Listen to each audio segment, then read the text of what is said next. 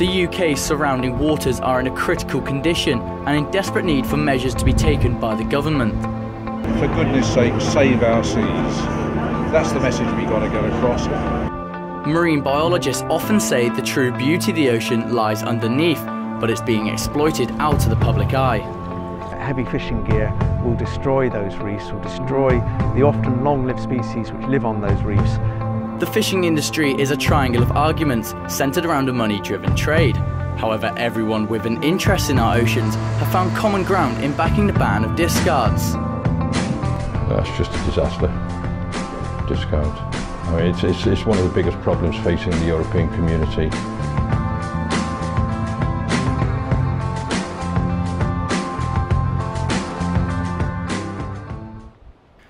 The UK is an island nation that's surrounded by temperate waters, and it's these shallow temperate seas that support the greatest concentrations of fish on our planet. As a nation, we purchase and consume around 350,000 tonnes of fish a year, making fishing a multi-billion-pound industry. But growing concerns regarding the future of fish stocks has resulted in a demand for a change to the way we use our marine environment. For years, Britain's fishing fleet have been catching and landing thousands of fish to feed our growing population. However, the public eye has moved away from economy and began to consider the environmental impacts this is having. The North Sea and its falling cod stocks is just one example of how the industry is disrupting the natural ecology, and scientists have predicted that if we continue to fish at the same rate, we will have exploited all edible marine life by 2050. To try and combat this, the government called upon DEFRA and the Joint Natural Conservation Committee to draw up a network of marine conservation zones. However, of the original 127 that were proposed, the government have only created 31 of these sites, something marine biologists struggle to see the logic behind. The 31 is a bit of a sort of lucky dip. I haven't been able to work out how those 31 were arrived at, but I don't think it's got anything to do with having a balanced series of sites which represent the range of seabed biodiversity in England. It's been very much compromised by industry, who basically seem to have had the major say in where the marine conservation zone should be. Of course, it should have been ecology, it should have been biodiversity. So industry has been very strong indeed, and of course government always wanted it to be led by socioeconomics, and that's what's happened. The Fisheries Minister's decision caused great uproar amongst conservationists, and TV chef Hugh Fearnley-Whittingstall led a march on Westminster back in February as part of his fish fight campaign. They expressed the necessity of all 127 conservation zones and were joined by recreational users who have a passion for the ocean's beauty.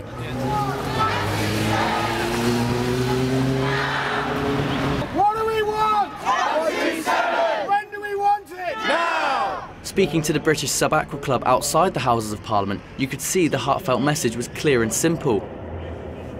I would say to the general public, for goodness sake, save our seas.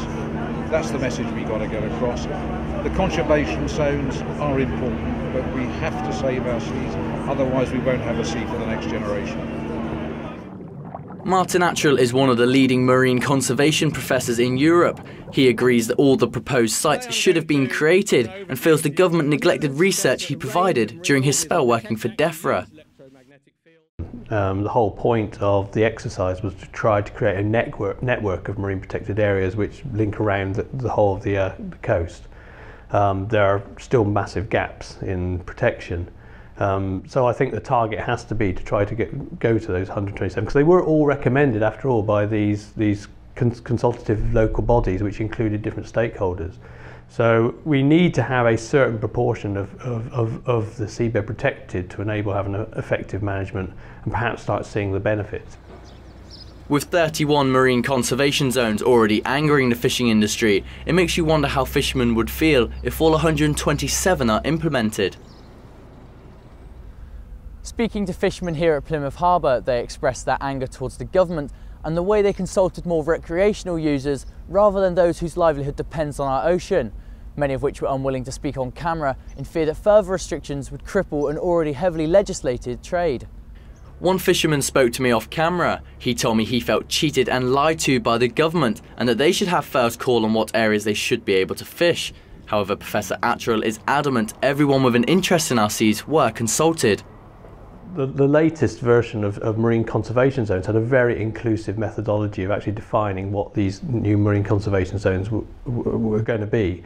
And these are the ones where the first 31 are just being designated by the government. They had some regional projects. The local one down here is called Finding Sanctuary, which had representatives of all the different stakeholders on the discussion groups to actually come up with a plan of which areas they would like to preserve and which ones should be left open for fishing. And fishermen were represented on that. Despite these restrictions coming into place, the European fish market is increasing. This means wholesalers are able to charge more by creating a bidding process, which brings more money into the British fishing industry. And the other major markets, apart from English distribution generally, are to do with the continent. It's a big place, you know, they like to eat fish. And it's nothing complicated about it. If they can afford to pay the money that can allow us to ship the fish there, somebody like us will seize the initiative and do it, and trade. So fish from the southwest goes to Italy, Spain, Germany, Switzerland, Holland. So perhaps the economic situation is not as bad as fishermen had made out, and the impacts could be outweighed by optimising the European market. But that's not to say Europe's fishing industry hasn't got problems of its own.